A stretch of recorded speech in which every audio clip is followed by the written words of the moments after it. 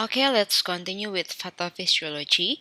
But before we talk about the pathophysiology, I want to remind you about normal biology from the blood pressure.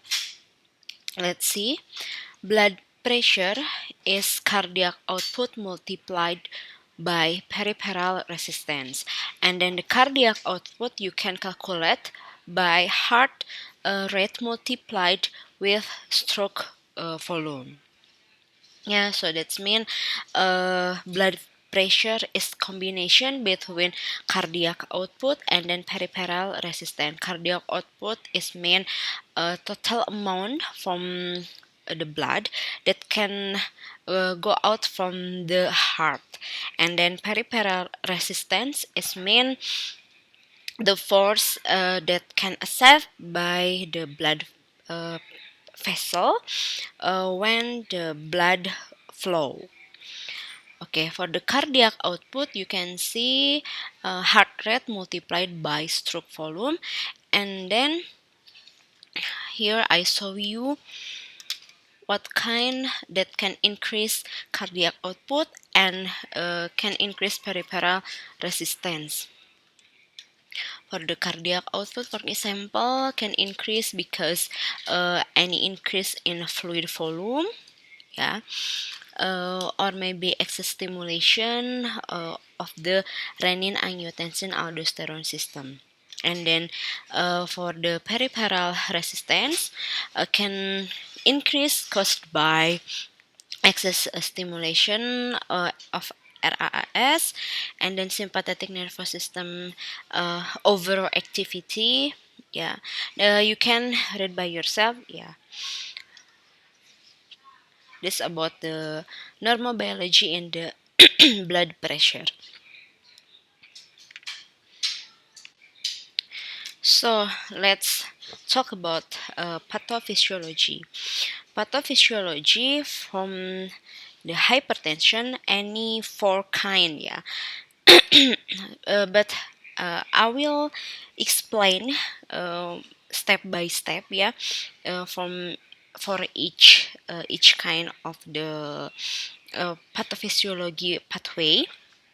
But before that, I want to I want to give you a list what the picture or what the pathway that can cause a hypertension.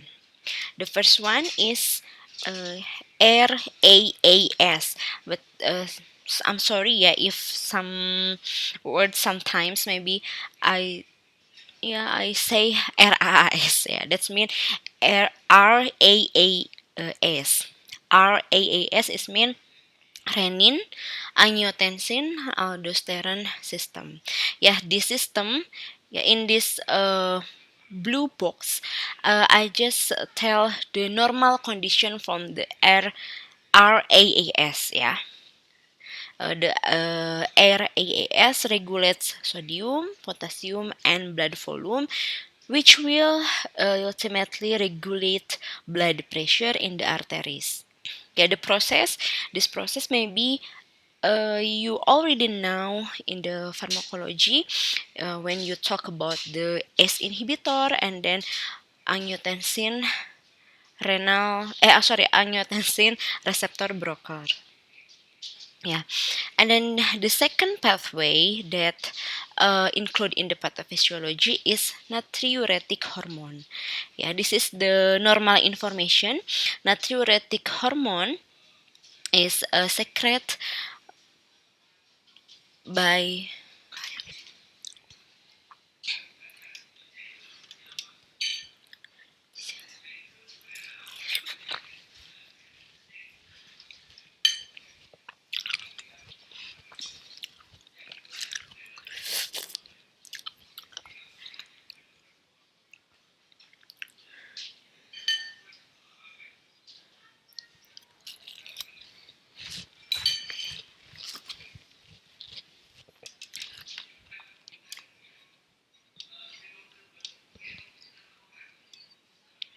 Yeah, secret by heart, yeah, and the outcome from the natriuretic hormone is decrease in blood pressure, via the four inhibitory mechanism.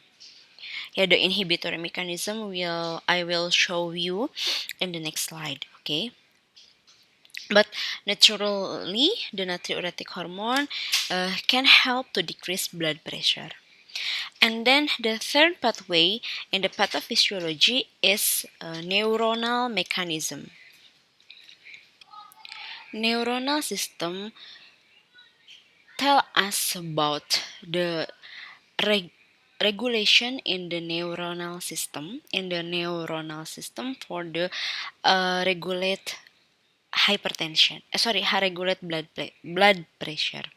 So the neuronal system starting from the signal sent by the baroreceptor. Yeah, baroreceptor located in the carotid sinus and then in the aortic arch. Yeah, and then signal from the baroreceptor will be sent to the brain. Yeah, and then if the brain accept the signal, will induce the sympathetic activity. Yeah, there's a neuronal regulation to control blood pressure. And then the last pathway in the pathophysiology is endothelial vascular. Yeah, endothelial cells. Yeah, endothelial cells is mean the cell. Yeah, this one the picture for RAAS, yeah, or renal angiotensin aldosterone system. Yeah, actually the renin, yeah, you can see the renin is produced by the renal, yeah, and then the renin can help to convert angiotensinogen to angiotensin 1. Angiotensinogen produced by the liver, and then angiotensin 1 will convert to angiotensin 2 by converting enzyme, yeah, and then uh, if there's any angiotensin 2, yeah, this angiotensin 2 will stimulate some pathway, will stimulate adrenal cortex, and then stimulate kidney, also stimulate intestine, CNS, peripheral nervous system, and then vascular smooth muscle, and then also heart. From this stimulation, if if so many angiotensin 2 will increase blood pressure. Yeah, this is the pathway in RAAS. Yeah, RAAS can activate by any factors.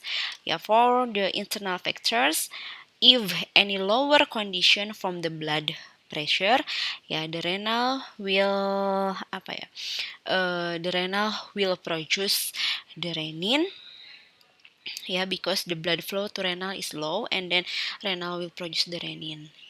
And the external factor, if concentration from the sodium, yeah, or concentration from the calcium in intracellular is low, and then will activate the RAES, yeah.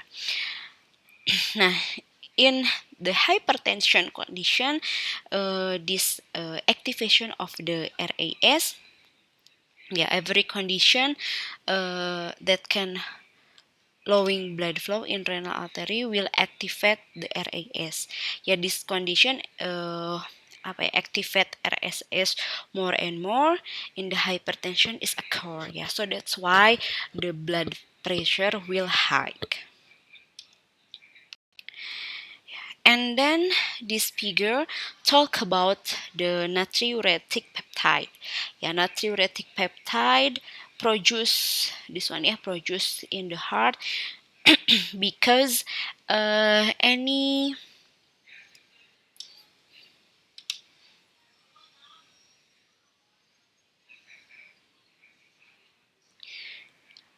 I'm sorry, uh, natriuretic peptide produced because atrial venous receptor that's located in the heart stimulate, yeah, stimulate stimulated, and so if atrial venous atrial volume receptor stimulated, so will be produce a natriuretic peptide, and then the natriuretic peptide will decrease the blood pressure using four mechanism. The first one using, that's mean if you see the sign minus, this mean decrease the process. The natriuretic peptide will decrease natrium reabsorption in the kidney, and then will decrease the process from salt converting renin angiotensin aldosterone system, and then will decrease smooth muscle or afferent arteriole, and then will decrease sympathetic nervous system. So will uh, will apa ya, decrease the blood pressure. Nah, in the hypertension condition, in the pathophysiology of hypertension, there's something problem with AVR sensitivity. Something problem with arterial volume receptor, so that condition cannot produce natriuretic peptide. This condition can cause, for example, like by persistent hypernatremia. That can interfere with the natriuresis system. So there's something problem with a natriuretic peptide. So there's no molecule that. And this one talk about the neuronal mechanism, neuronal regulation in the hypertension regulation. If the blood pressure is high, so the baroreceptor will accept this information, and then will be a decrease in the sympathetic nervous system and inhibition of the vasomotor center. And the result is vasodilatation. And if the blood pressure is low, there will be an increase in the sympathetic nervous system and stimulation of the vasomotor center and result in vasoconstriction. Nah, in hypertension person, in the hypertension pathophysiology, there's thing that can interfere with neuronal regulation of blood flow. For example, like stress, and so from this stress can increase sympathetic nervous system activity, so result in vasoconstriction, and after that can result in hypertension. So the last pathophysiology is endothelial cell. Endothelial cell can produce some molecule that can cause vasoconstriction and cause vasodilatation. For example, for the vasodilatation produced by this one, nitric oxide, bradykinin, and hyperpolarizing factor. And for the vasoconstriction can caused by endothelin, angiotensin 2, thromboxane A2, and then PGH2. There's something wrong condition in endothelial cell, such as hyperlipid, can interfere with vasodilator, for example, and osynthesize. So that's why if any condition like can damage the endothelial cell, the further condition is something problem with vasodilatation and vasoconstriction also, and maybe can cause hypertension.